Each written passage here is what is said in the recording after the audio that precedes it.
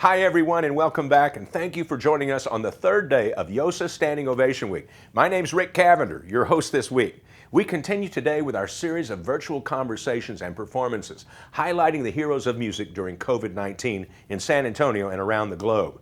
Today, we have another great day scheduled. We'll take a look at classical music during COVID-19 and how the global pandemic has impacted the industry landscape. In a few minutes, we'll hear a conversation between Marin Alsop and YOSA Music Director Troy Peters. Marin Alsop is world-renowned orchestral conductor and leader in classical music. She is currently the music director of Baltimore Symphony Orchestra and the chief conductor of Vienna Radio Symphony. She is also the founder of Orc Kids, a program that supports underprivileged Baltimore children. Among many awards, Marin was the only conductor to receive a MacArthur Fellowship and the first woman to be awarded Tanglewood's Kusivitsky conducting prize. She attended the Juilliard School and Yale University, and wow, she's here with us today. Before we tune in to Marin, let's hear from a young musician about the impact YOSA has on their life.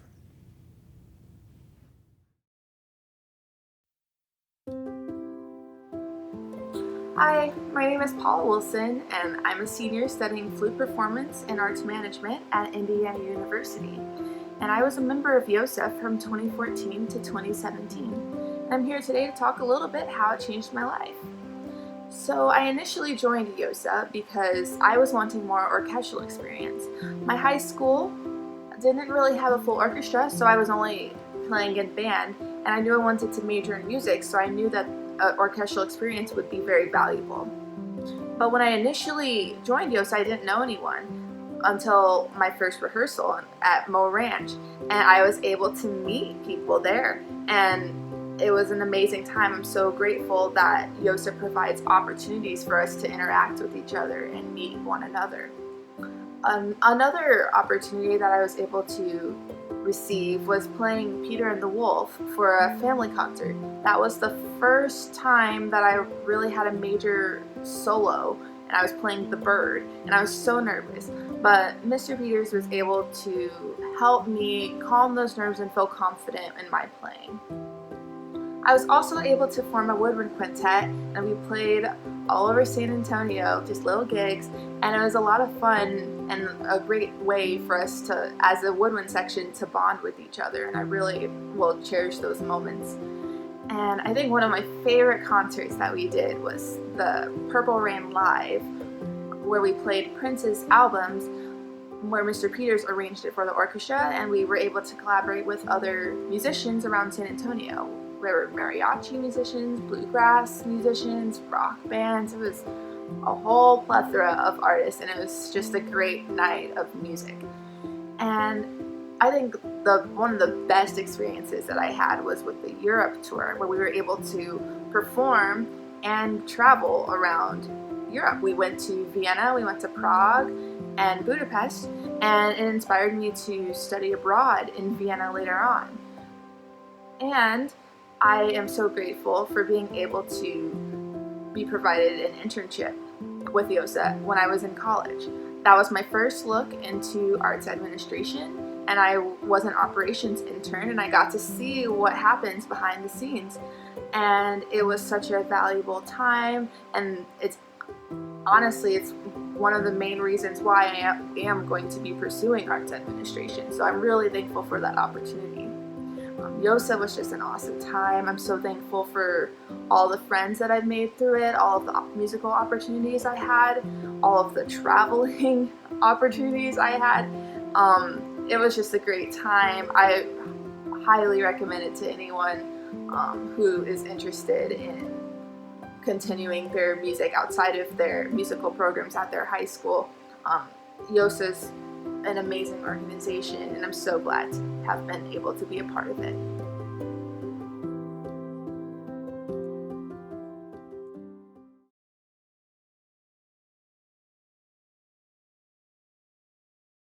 Hello, my name is Elizabeth Yao, and I am in YOSA Concertino Strings.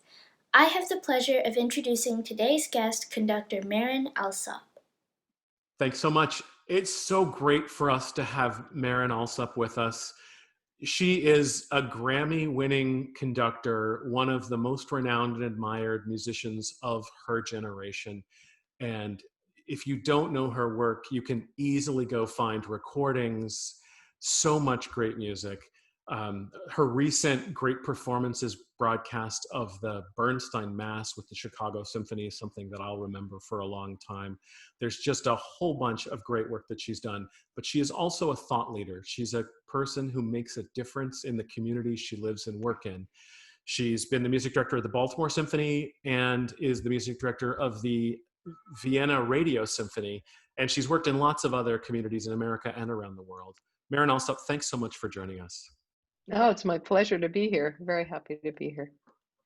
So over the last 6 months, we've all been so affected by this pandemic, and I wonder, in your roles as a conductor, as a civic leader, as somebody who cares about music education, how has the pandemic impacted your work? Well, I mean, I think it's impacted everybody tremendously. Of course, for us as conductors, our work stopped in essence on our literal work with the orchestras stopped on March 13th. And fortunately for me, I'm the chief conductor of the Vienna Radio Symphony, where work has continued and the orchestra's playing. And so I came over as soon as I could to do some concerts and some recordings. And I was just in Paris to open the season with Orchestre de Paris a couple weeks ago. So I've been very fortunate in being able um, to sort of migrate over across the ocean and do some work. But that said, I'm very, very proud of my team at the Orchids program in Baltimore, which is a program I deeply care about. They got all the kids up and online and doing their lessons online. I think they had over 85% capacity, and so the kids have been doing really, really well, and they were able to pivot and let everything evolve with this digital new digital world we're in. So I've been extremely impressed with that. I have to say though, for young people, my heart really goes out to the young people because for young people, this must feel like it's lasting forever. I mean, it feels that way to me a bit, but for young people who are eager and anxious to get going, and they're possibly on a certain trajectory which got at least stopped, arrested, wherever it was, it's quite heartbreaking. So I see that among my conducting students that they're struggling in a way, and trying to teach conducting on Zoom is a quite a it's a challenge, and it has some great qualities, but I would say that it it leaves a lot to be desired when you don't have an instrument, right? But I think we're Absolutely. trying to all be creative and empathetic and compassionate towards one another, and to try to find and appreciate the upside of this opportunity, which is that we have access to a lot of people and a lot of people's time that we didn't have access to. So I'm not sure we ever would have set this up. So, you know, I try to look at the upside to these things too. That's a great point. You know, at YOSA over the last 6 months, we've had this great opportunity to have conversations with Jennifer Higdon and Miguel Harth-Bedoya and Joshua Smith, the principal flute in Cleveland, and all of these great artists who wouldn't necessarily have been able to connect to us under normal circumstances. And I hope we all are able to carry that forward and kind of learn that lesson that we can reach out to each other and support each other, even if we don't have to only be online. Well, you mentioned Orchids, and you've done such great work there in Baltimore. There's a wonderful team with this program working with young musicians. Can you tell us a little bit more about what that program means to you and what it means to Baltimore?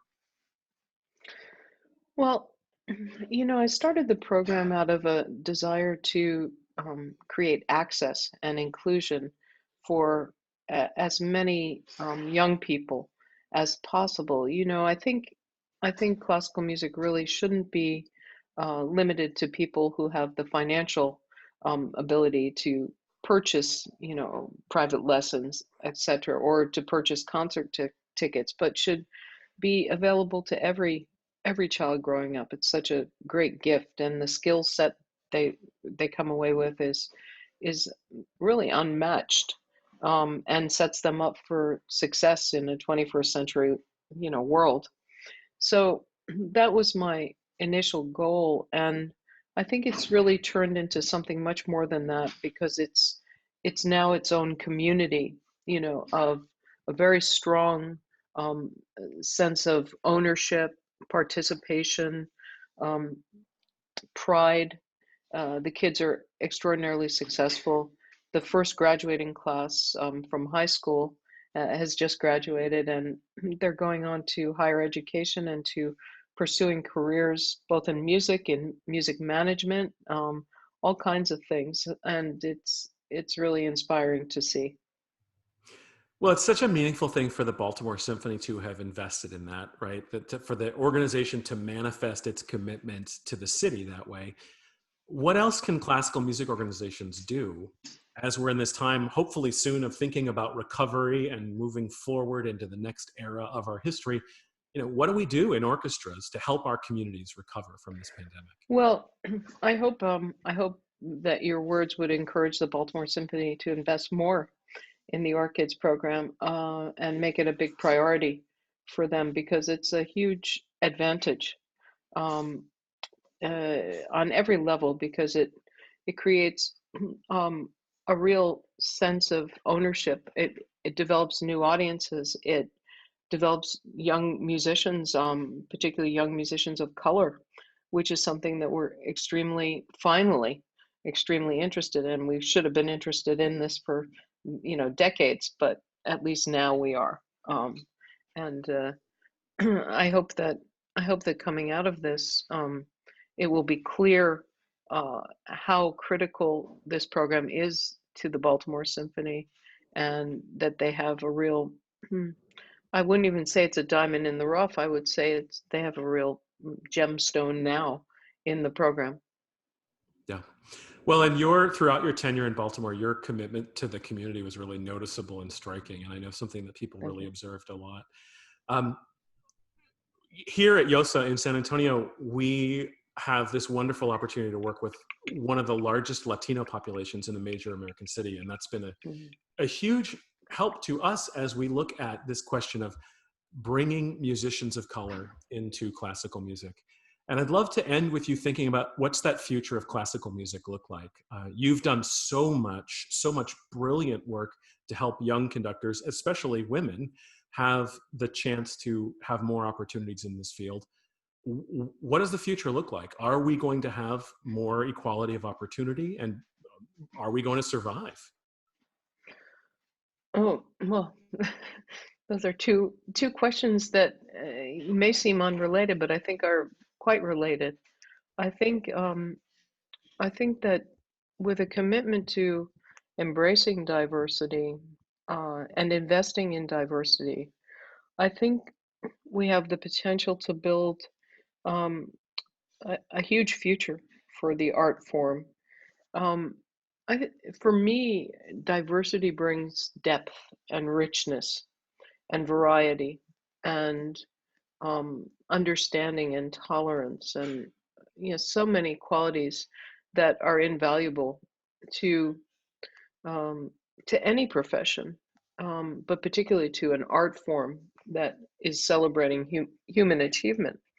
So I do hope that this, this finally, the fact that this is, we're finally really trying, at least, to talk about this issue and trying to address it and figure it out. Every institution has a different way, but I think at least we're on the same page finally. And I think the more an institution dives, feet first into this or head first into this, I think the more success they will have. Um, you know, I think it was about a year ago, more than a year ago, I proposed to the Baltimore Symphony that they make diversity, equity, and inclusion their mission, instead of worrying about everything that we worry about. We're going to play the best music for the widest possible, whatever that was. I really felt even a year ago that it's time for orchestras to really re reconfigure their commitment. And um, it's not completely altruistic, because without looking toward new audiences and new participants for the future, I think our future is much less optimistic. So it has a real plus side on every level for us. So let's see what happens. I'll keep pushing. That's sort of my way. It really is. And I want to just share as a sort of a closing memory. One of the most special live performances I ever attended was at the Baltimore Symphony, I don't know, 5 or 6 years ago, maybe a little more, performance of Appalachian Spring, the great Copeland ballet, with student dancers from Baltimore dancing live with you conducting the Baltimore Symphony. These beautiful, virtuosic, high school aged African-American dancers reimagining and reinterpreting the original choreography. It was breathtakingly powerful in so many ways. It just felt like all of these different aspects of the greatness of American culture intertwining. And I will never forget that concert. And your commitment to creating art that brings communities together and that is great, long-lasting culture is just so meaningful and important. So thank you for that. Well, thank you. It's really a privilege to do what we do, isn't it? And especially when we can when we can gather, as many people um, under the umbrella as possible. Absolutely. Well, thanks for all the great work you do, Marin Alsop. We appreciate you being a part of the YOSA Standing Ovation Week, and we hope that we will all move forward together into a brighter future. Thanks very Yes, much. and good luck with everything. Say hi to all the young people for me, please. Absolutely, I will.